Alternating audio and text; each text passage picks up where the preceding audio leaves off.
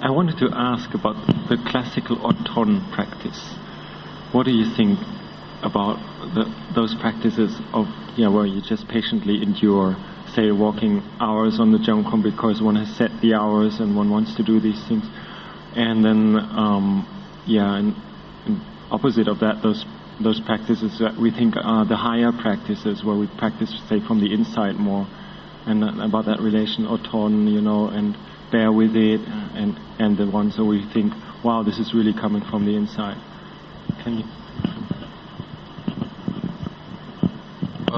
The culture here is like Ajahn type of. It's the kind of essence of the Isan cultural attitude. And I think they use the word Toraman and Ajahn, and these, like Toraman, it easily gets translated into torture in English. But it has a point. Like I found when I came here, you could experiment with just seeing how much you could take, and because we're coming from a rather kind of middle class background, where you don't, men don't really push their limits very much. Here it was like a real opportunity to test. Like I go on fasts and not sleep and lay down and all this, just to find out what it was like. And Luang Por Chah encouraged that. But then after a while, I became so keen on that kind of practice that he encouraged me to stop doing it. Because it's so willful, you always have to push yourself, and it just, for me it just increased this willfulness in me, this ditthi, a sense of I've got to prove I can take this, and so it brought up a lot of ditthimana in me. And of course, I feel I could do things that before I would never have attempted. But the important thing is internal, because it's just like being able to be patient with your own mind or emotional feelings, rather than trying to control and suppress your feelings. So, over the long term, that just being in, mindfulness, sati sampajanya,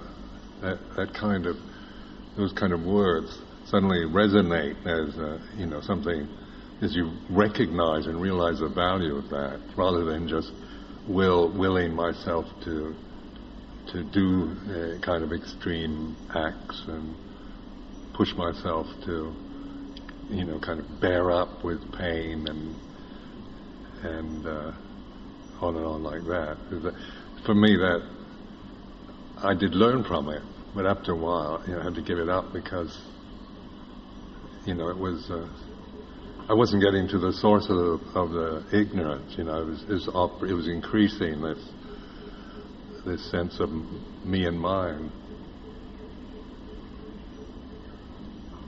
Where mindfulness, like sati sampajanya, is where it's where you can actually begin to recognize this, how you create self, and so in living here, like when we established Wat Nana Cha, the having to take on like what you're doing, taking on responsibilities and teaching and giving dependence, things like this. You can see how you can do this on a personal level, like feeling of I've got to do this, I've got to be a good monk and be a good head monk, or not let Ajahn Chah down, or all kinds of emotions would come up, but then the awareness of that was rather than believing it, So I found, I used the situation, the ups and downs of taking leadership positions for just awareness of my own emotional reactions to things, or how I see, being in a prominent position. Because it both, you can be very, think, you're somebody important, or you can, at the same time you can start resenting it. You feel burdened by having to be the focus for everybody's attention. Do you ever feel that? Resentful?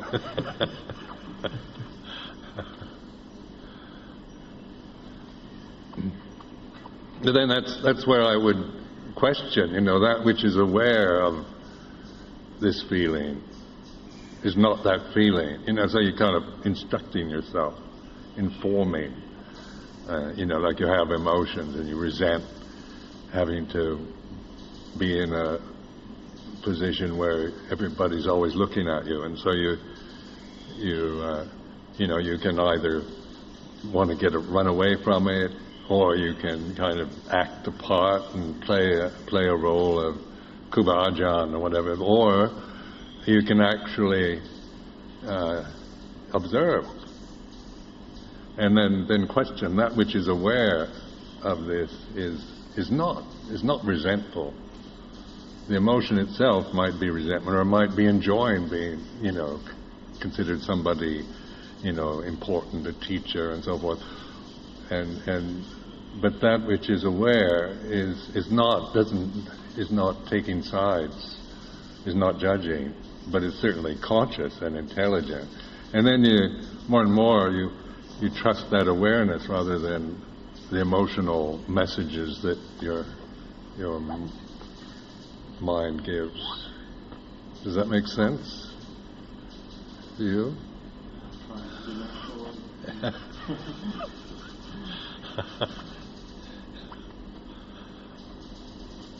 Like Sakya Ditti is created through thinking. So it's, like when we examine the thinking process, it's acquired after birth, and it's culturally conditioned. So you have your language, and you have cultural attitudes like what's right and wrong, good and bad, and so and then one grasps all kinds of the language and the thinking mind. And that creates always this split in this sense of, you're always caught in the state of doubt between right and wrong, good and bad. And then you're always wanting to be right and good, and then guilty about feeling wrong and bad. But then awareness, you see, transcends those perceptions, and that's what sati sampajanya is that awareness, pure conscious awareness, and then informing. And so, because on a culturally conditioned level, we're programmed already through our social conditioning or personality. So we have our own views, opinions, and sense of ourself, or self-criticism, and how things should be or shouldn't be. But then the awareness, you can be aware of that, and you can have, you can be aware of feeling right and wrong, rather than always trying to figure out how right or wrong you are, or somebody else is. So this is the challenge I found. It's kind of almost like a quantum leap from being attached to this dualistic thinking process to trusting in this awareness of it. And so what I did was actually, investigate this listen to myself thinking, and then being questioning, like that which is aware of me, of my thoughts, is not a thought, but it's certainly consciousness. But it's not conditioned by culture, It's discerning and it's intelligent, but it's not. You can't claim it on a personal level. If I claim, say, I'm a very wise monk, then that goes into Sakya Ditti. But if you just observe, even conceit or self-aversion or doubt or worry, then that which is aware of that is a refuge. And that's the escape. That's the liberation that you recognize from samsara. And it's like, because myself, when I first started, I was so, I've been so involved in acquiring information and studying, and a rabid thinker, just obsessed with ideas and thoughts. And so I just tortured myself endlessly with this obsessive thinking. And so and I began to recognize, if I could, at first I just wanted to suppress thinking, but that didn't work. So I had to, instead of trying to stop it, just observe it, listen to myself thinking, no matter whether it was intelligent or stupid or right or wrong, good or bad. And so then you're getting into this awareness, sati sampajanya, where you're the observer of thought rather than the owner of your own thoughts and emotions. Yes, Lupo, I have a question. Because you emphasize so much awareness, and I just wanted to know, because it's difficult, we hear it so much, and even if you try it, it's not easy to follow the thoughts and all this. So I wanted to know, would you say there are other things conducive to establish this awareness or to help? Because, for example, when I was in a Vipassana center, they also focused very much on awareness, and they said to me, like, eat less, sleep less, and talk less. Would you say the same, or would you say there are another things conducive to build up this awareness with the time? Well, what I encourage would be to be aware of, like when you get information like eat less, speak less, sleep less, say somebody tells you that, being aware of how it, you should, if you grasp that idea that you talk too much or you shouldn't sleep so much or eat too much, is still, you can be aware that this is good advice actually, but grasping that can also be quite misleading.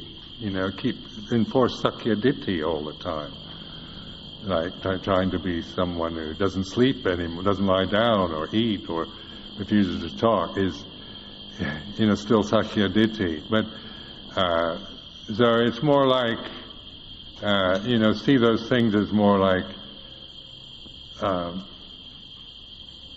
reflective, helpful reflections, but also see how grasping such things tends to reinforce the self-view, because it's so easy to feel guilty, or I've seen monks feel guilty about eating food, Western monks, so they think that hunger is greed, is kind of like personal greed, where, hunger is the nature of the body, it needs food.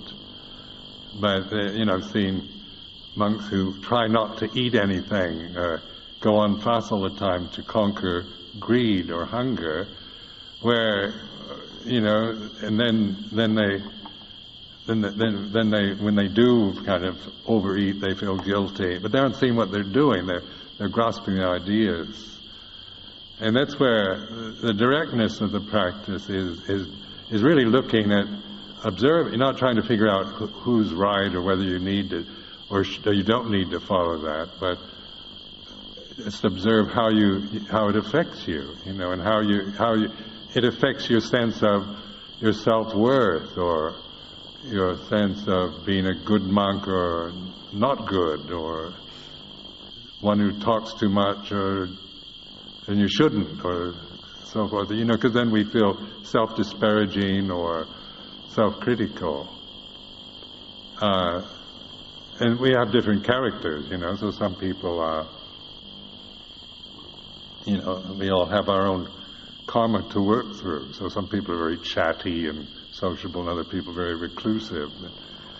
And men say, which should I be? If I'm chatty and sociable, should I try to stop it and be more reclusive? And if you're reclusive, should you force yourself to be more social? It's all, caught in the Sakyaditi problem again. So that see, like being a monk, recognize that you're in a kind of conventional form that's holding you. You have this vinaya and conventional, behavior and speech, and then the monastic Thai forest tradition is like this. So you're observing the convention that you're using, but not identifying with. It's not to create another identity as I'm a forest monk and Tudonga monk and on like this, because that's creating a self-view again. But this particular convention is a way of living in society, in the world, for mindfulness. So be aware of how you create, how you hold this convention. How you identify your identity with it, or the sense of your own being a good monk or a bad monk, or pure or impure, is very much a form of grasping the ideal of Buddhist monasticism without really observing the grasping of a condition. So it does, I found the value of monasticism is that it holds you, in a way that, kind of gives you boundaries for behavior. And of course, before I became a monk, I was kind of free spirit, and boundaries for behavior were so broad that I didn't have any, I just tended to get confused by just following my desires and this idea of freedom and expressing yourself and doing what you like. But then in going from, I lived in Berkeley, California. It was very kind of, back in the 60s, a place for freedom and personal expressing your individuality. Then going into a very conventional type form, like what Banongpa poem was kind of interesting, because I'd had such kind of narrow boundaries for behavior, but it did, what I found was that those boundaries, something you begin to observe, how you want, the tendencies you have are habit tendencies, or want to go beyond the boundaries or break through these limitations, and that's where you stop. You determine to stay within the boundary and observe it gives you something to meet in yourself, and the desire to I felt rebellious a lot towards the restriction and restraint, but that I could observe. You see, this sense of not wanting to be restrained, not being able to get my own way or do what I want, is like this. And so that's using it for awareness rather than for increasing the sense of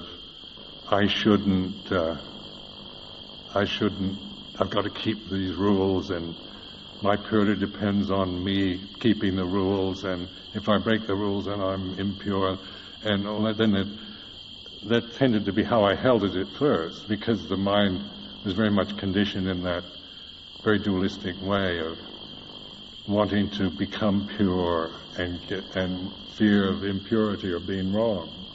But in the mindfulness practice, then you're using the sila or the vinaya, the restraint of convention, not for personal identity but for mindfulness. Then you appreciate it, because you do. If you really cultivate it, it makes life very simple. It simplifies everything, because monastic life really is simplification, where say my lay life was very complicated and very confused. And at first, when you read the Vinaya, you think it sounds so complicated. So many do's and don'ts and precepts and whatnot. But actually, it's a learning it, but also using it, not for identity and for attachment, but for awareness and liberation. Because liberation comes in the citta rather than through conventions and there's no liberation if you're attached to self-view. You're restricted and bound to a limitation all the time of self-views. I have one question. When we worked in Budending, a Western monk came along and looked a little down because we are working so much, and he told me, a monk should not work so much. I didn't ordain for working, I worked enough in my life. But in Ajahn Chah's tradition, and especially in Poliem, he emphasizes a lot. Work is a kind of practice for giving up selflessness and being useful for society, and practicing during your work so you can use this time. Can you guide us to this topic? Because when I went in 1967, I went to stay at Wat Pah Pong, and they just built this sala that's no longer there, and it wasn't finished yet. So it was a horrible building too. Did you ever see it?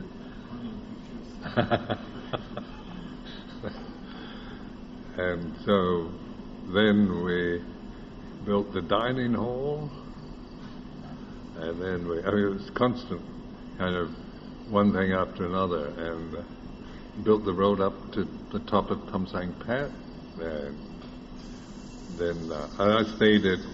Then I developed an interest in staying at Tham Sang Pat, and then I had to,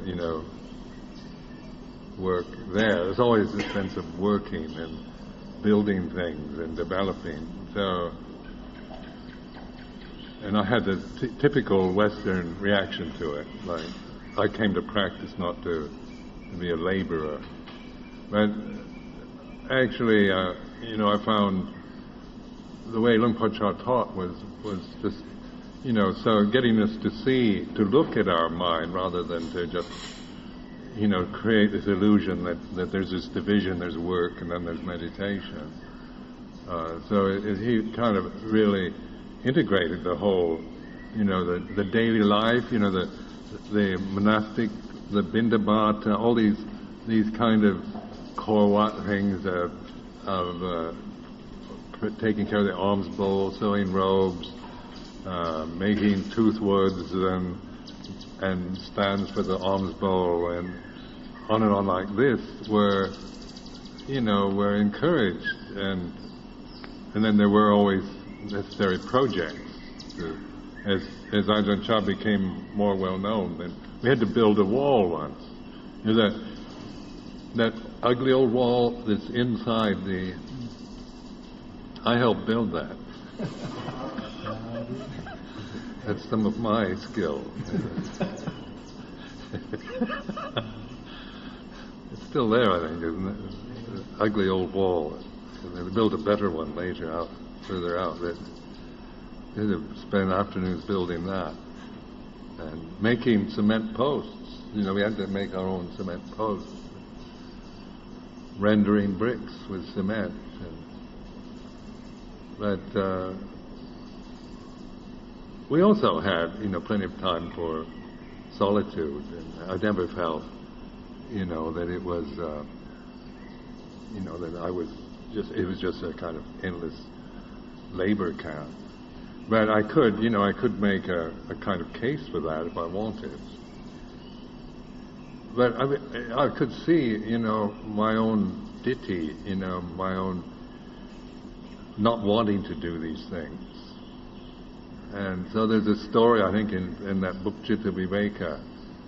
This was quite an insight for me, where they had this I think you do it here before the one part, you sweep all the paths and clean everything.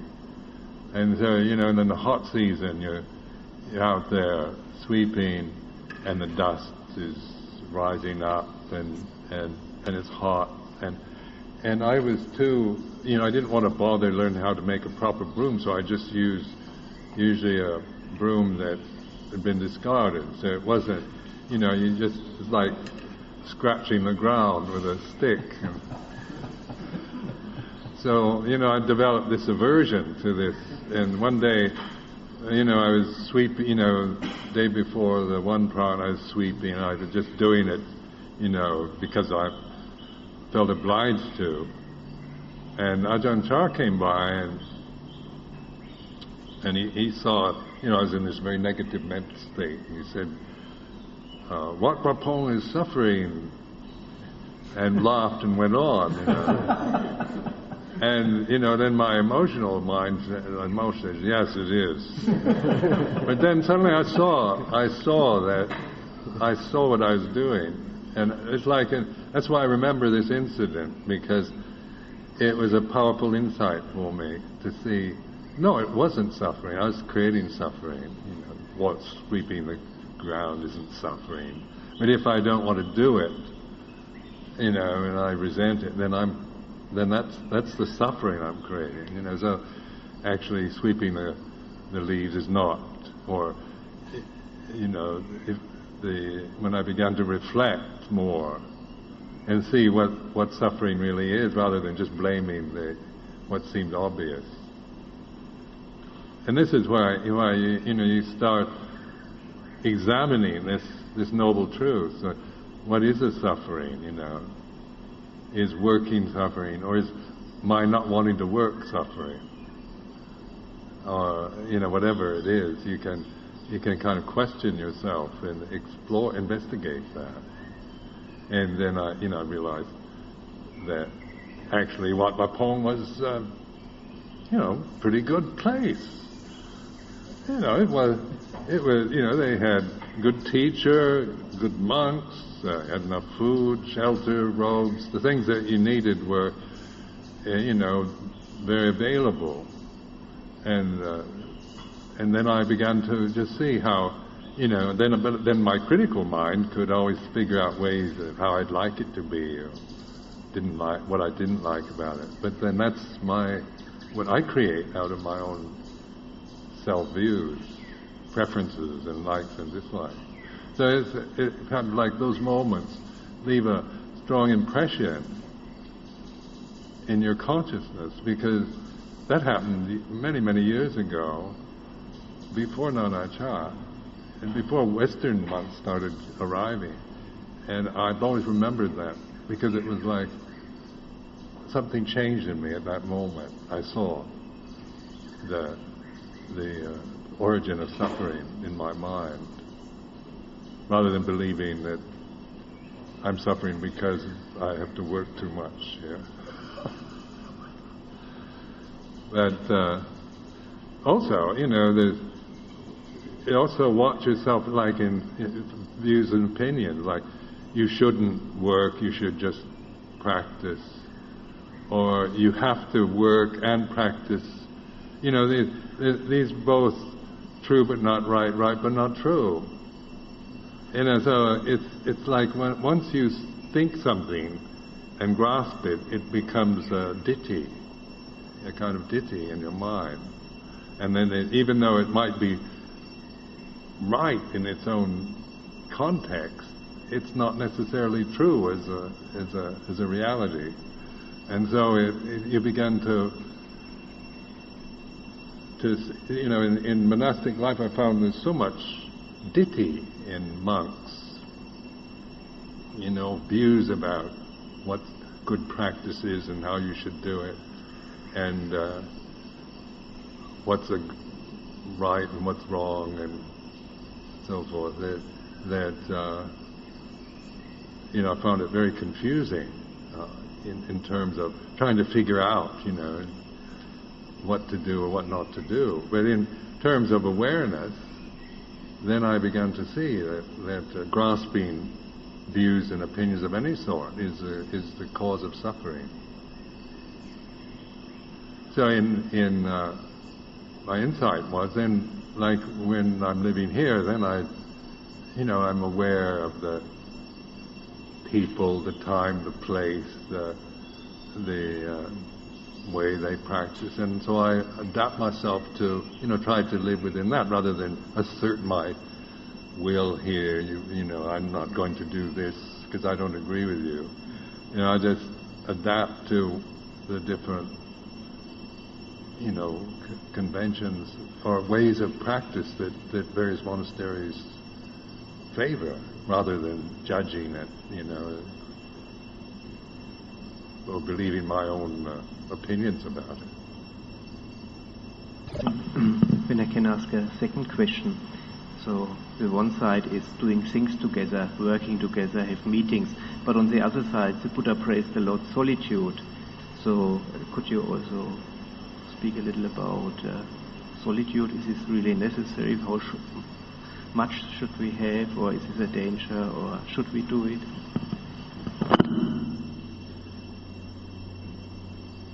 Well, I think in this particular tradition, the Thai, the light's coming from there. Oh.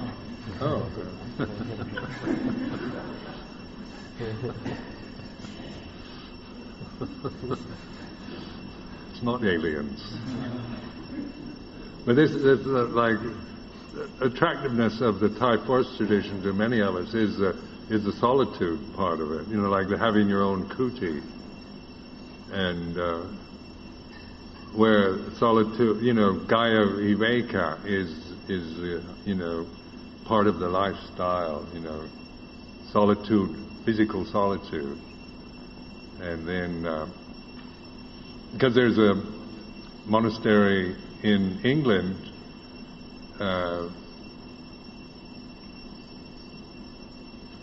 That they practice a kind of Zen, Japanese Zen style. And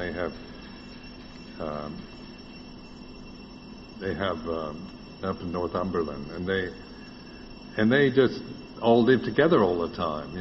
Sleep in, they sleep side by side almost in very, so everything. If you get a place all your own, a private room, that's you have to have about 10 years before they allow that. And I thought, what a horrible way to live. I'm glad I didn't join that group. But they're very good, actually. They're very impressive monks that they produce. But it's then I recognize that what's so attractive to me to this particular tradition was the fact that it you have your own kuti, and then when we so that that is like, and Gaya Viveka is encouraged. So, Tudonga, going off, walking Tudong, and living in the forest or in caves. This is part of a lifestyle of this tradition. But also, like Ajahn Chah, say, contrasting to the Tamayut style, tended to more create this sense of Sangha, living together. And that's where, I found very helpful to me, because it was going against what I really wanted. I didn't want to live in a monastery with a lot of monks, having to work with them or live with them. I liked the idea of going off alone and living in solitude. But I did see, I observed my own view about it. So when I went to live in England, and we established Chithurst Monastery. It was the first monastery in Sussex. I named it Citta Viveka because I thought, I'm never going to get any Gaya Viveka here. I'm going to, I'm the center of this whole thing. So, and then the Citta Viveka thing became very apparent. Finding inner solitude. So that whole sense of Citta Viveka came very strong in England. And then Ubhati Viveka is the third one. Freedom. But this is this way of, of using words to more or less contemplate your own, the situation you're in. Because if you're in a community and then you just want to be alone, well then the suffering is wanting to be alone, not wanting to be here.